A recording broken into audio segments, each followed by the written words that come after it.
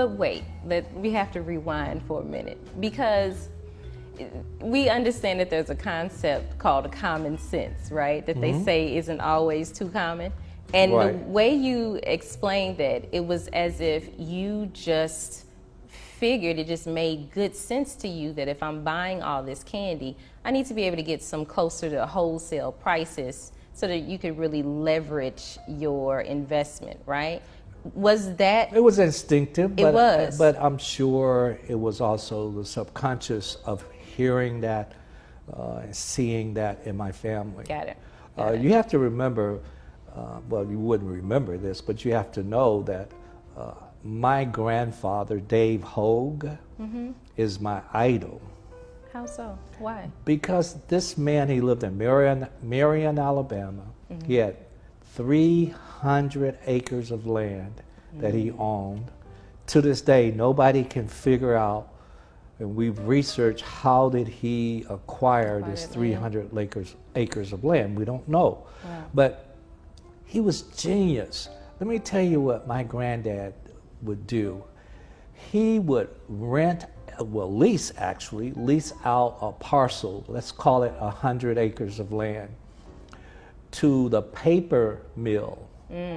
They would go then and cut the trees so that they could make the paper, clear the land for him, and he would go behind them and farm.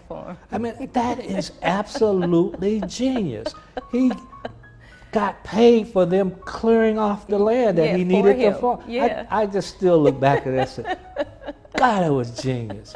But you know, my grandfather also was the regional moonshine distributor. Okay. And I had never in my life, me and my first cousin, we would go every summer because we were so excited to go to Marion to spend the summer with our granddaddy.